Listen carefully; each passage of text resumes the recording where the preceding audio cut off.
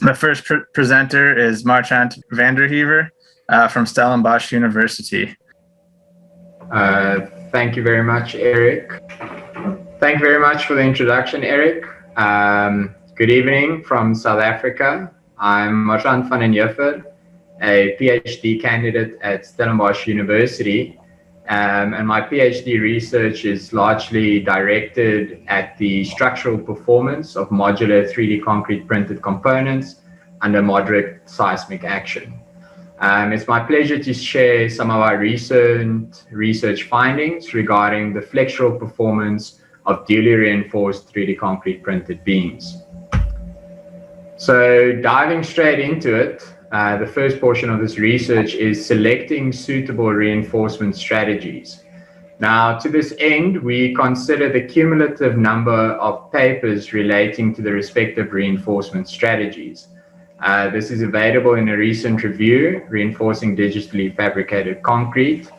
And over here, you can see that entrained fiber reinforcement is by and large the most publicized reinforcement strategy, most likely because of its high level of compatibility with the 3D concrete printing process and its ease of application. The entrained fibers are readily mixed into the high performance or 3D printable concrete mixture and then incorporated into the 3D printing process. The second reinforcement that we have selected is permanent formwork. This is the third most publicized strategy, apart from entrained cable reinforcement, which is a topic investigated by our colleagues at the Technical University of Eindhoven. But we don't have access to this technology and therefore select permanent reinforcement. This is also the most often implemented strategy in practice, and we've seen a number of large-scale projects late 2020 and 2021 incorporate this reinforcement strategy, as well as the raw materials which are readily available. So considering this dual reinforcement strategy, it comprises of two components. The first, 6mm entrained high-modulus polypropylene microfibers, which is entrained into the mixture, and then the second, Y10 inlaid conventional reinforcement or rebar, which is placed in the print path, and then subsequently the net material is deposited over this reinforcement. The fibers are entrained at a 1% by mixture volume, and the mixture has this mixture constituents given in the above table, and the high modulus polypropylene microfibers have the properties listed in the bottom table. Now, in order to evaluate the mechanical performance of this dual reinforcing system, we consider three respective configurations. Identical 260 by 260 by 910 millimeter beams are printed with a 10 millimeter layer height and evaluated under the respective loading configurations. Configuration 1, the first at the top of the left, is a 4-point bending configuration with a singly reinforced member. This means that it's only comprising of the high modulus polypropylene microfibers, and we include a notch at midspan of 20 millimeters to ensure that we have a predictable failure plane. This configuration is used to evaluate the pure bending performance of the 3D printable mixture. Configuration 2, the second, is also a 4-point bending configuration. However, this configuration considers a duly reinforced member, so entrained high modulus polypropylene microfibers and the conventionally inlaid reinforcement. We again include a notch at mid-height, at midspan of the beam to ensure a predictable failure plane. However, with the additional reinforcement provided at the bottom of the section, we expect a mixed mode of shear and flexural failure. Configuration 3 is an eccentric 3-point bending configuration. For the purpose, due to the eccentric and the loading configuration, this sample is left unknown. Is to evaluate the shear flexural performance of this beam. In the bottom right figure, we show the 3D printed beam with the LVDT frame used to measure the deformation throughout the loading sequence. And then additionally, for supplementary reference, the parameters used are summarized in the table on the right. Getting to the experimental results. For configuration 1, this is 4-point bending with a singly reinforced member. We see a ultimate bending capacity of 45.3 kilonewtons, a maximum mean midspan deflection of 7.4 millimeters. And considering the experimentally obtained low displacement response, we observe strain softening post-peak behavior, as well as a symmetric single vertical bending crack. Now the green cracking pattern shown here represents the front of the section, while the red cracking pattern represents the back of the section, validating that we indeed have symmetric failure. Considering configuration 2, this is with a dual reinforcement strategy under 4-point bending. We see a 3.6 times amplified load carrying capacity. Furthermore, no noticeable bond slip or pull out between the rebar or the printed matrix is observed. Considering the numbered cracking pattern items, at 103 kilonewtons, we witness the first failure mechanism, diagonal shear failure, and therefore we're able to conclude that this is a shear dominant failure, which is expected from the deep beam configuration employed. At 164 kilonewtons, the numbered item 2, we witness that due to the limited deformability in the printed matrix, strain localization occurs and the rebar begins to yield, and we enter this somewhat perfectly plastic region. Numbered item 3 is attributed to multiple smaller flexural cracks, which is the result of increased deformation and strain redistribution, showing that the rebar is taking its effect. Finally, interlayer delamination occurs due to excessive deformation and large curvatures at the location that the rebar is placed. This is 30 millimeters from the bottommost fiber of the printed sample. Considering configuration 3, the eccentric 3-point bending with the dual reinforcement strategy, we observe at 93 kilonewtons a diagonal shear crack towards the bottom end of the member. Thus, again, shear failure is dominant in this loading configuration. And then at 124 kilonewtons, we observe our first vertical bending crack. This is again due to the limited deformability of the printed matrix, which results in strain localization, having the rebar yield, and the plateau region is entered. Numbered item 3 is attributed again to interlayer delamination, which is the result of excessive deformation and curvature. From this stems smaller flexural cracks, which is again attributed to increased deformation and strain redistribution. Numbered item 5, over here, we see a brittle ultimate failure mechanism, a shear-flexure failure mechanism. And the reason for this is because we didn't provide shear links or shear reinforcement in this member. The tail end of the shear-flexure crack, the horizontal crack, numbered item 6, is due to debonding resulting from cracking and large curvatures, as well as the reduced contact area at the location where the rebar is placed. So in order to advance the 3D printing technology and provide suitable design prescriptions, we need to be able to numerically simulate the response, the mechanical response of these members. So in order to do this, we need to be able to represent the expected failure modes in 3D concrete printed elements.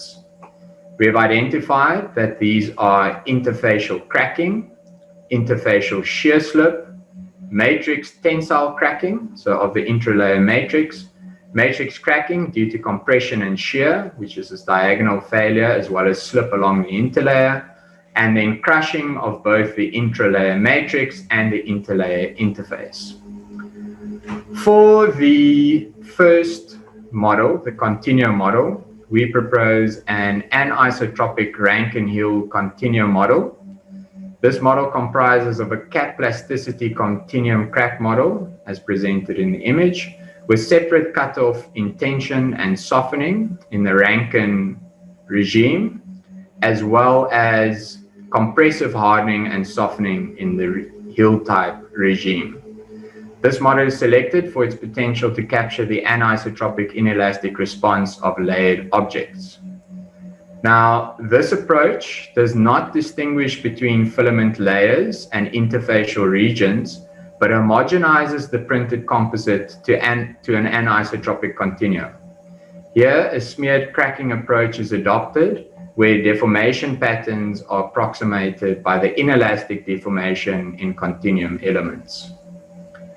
The second numerical simulation framework that we propose is a discrete interface-based model.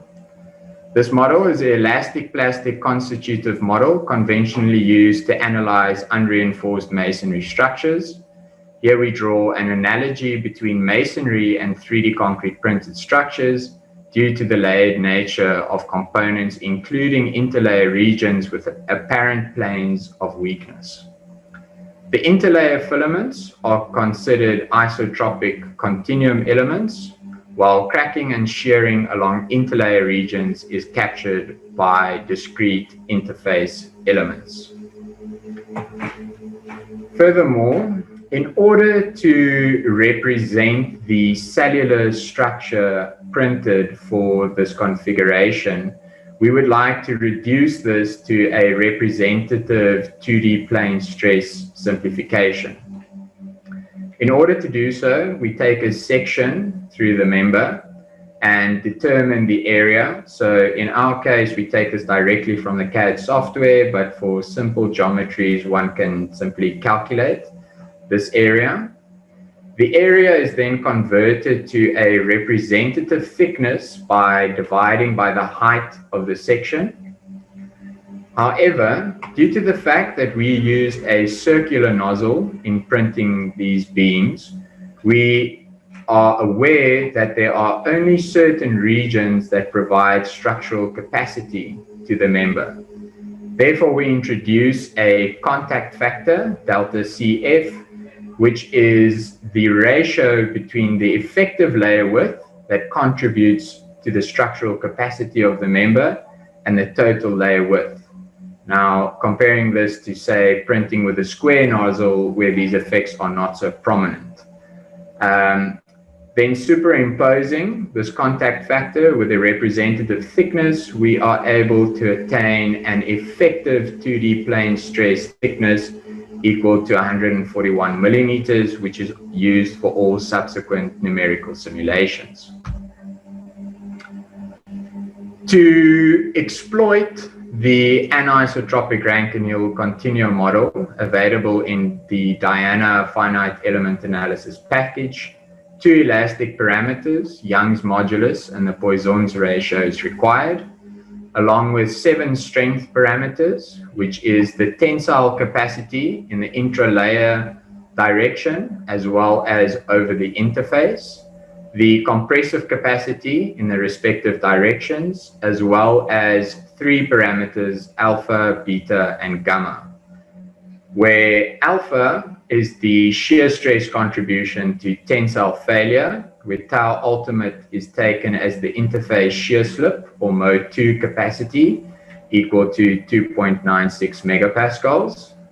The shear stress contribution to compressive failure, gamma, is once again determined but using a material pure shear stress equal to 1.5 times the weakest compressive capacity. So this corresponds to the interlayer direction. Finally, beta, the coupling of normal stress values for compressive failure. In the absence of sufficient experimental data, we assume the default value of -1. Now, these parameters I provide for supplementary reference, but detailed prescriptions can be found in Van den Heever et al. 2021a.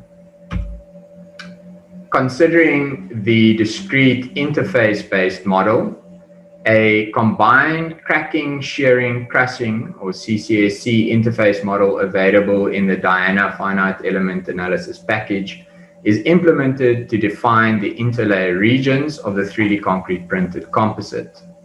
The intralayer filaments, as previously mentioned, are prescribed isotropic, hypoelastic, total strain-based, rotating crack constitutive relation. This is once again also readily available in the Diana finite element analysis package. I again provide the parameters for supplementary reference, but detailed prescriptions are available in Van den Heever et al. 2021b. Getting into the numerical simulation results, considering configuration 1, an ultimate bending capacity of 43.6 kilonewtons is observed, only 3.8% lower than the experimental results obtained, and good agreement is observed in the post-peak regime. Secondly, a single vertical bending crack is observed as in the experimental case.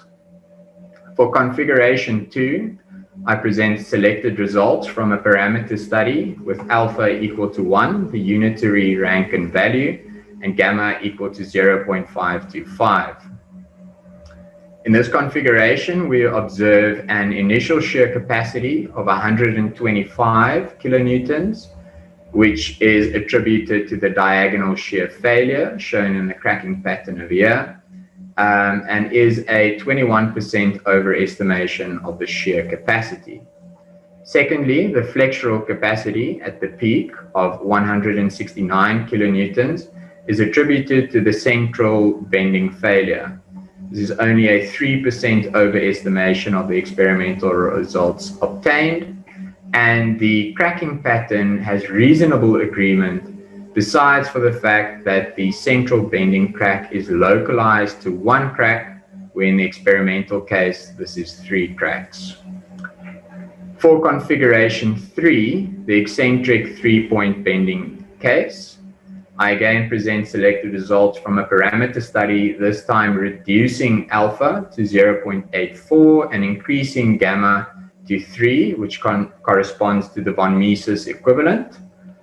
Here we find an initial shear capacity of 111 kilonewtons. As you can see, reducing alpha, the shear stress contribution to failure results in a lower shear capacity compared to configuration 2. This is attributed to diagonal shear failure towards the bottom right. Flexural capacity of 125.2 kilonewton is observed, and this is only 1% over the experimental results obtained. The cracking pattern has good agreement and captures all major failure modes: the diagonal shear failure, central bending failure, as well as the shear-flexure failure and the horizontal delamination on the rebar's location. However, one should note that ultimate bending failure is somewhat misrepresented, and additional calibration of the shear parameters is required. The numerical simulation results for the interface-based model for configuration 1 again shows an ultimate bending capacity of 46.2 kilonewtons, only 2% over the experimental results, with good agreement in the post-peak regime, and again a single vertical bending crack is observed. For configuration 2, we witness an ultimate bending capacity of 181 kilonewtons, only 9% over the experimental results, and reasonable agreement in the post-peak regime. For this case, the particular cracking pattern is particularly well represented and captures all the major failure modes: the diagonal shear failure, central bending failure, as well as the multiple bending cracks due to the strain redistribution.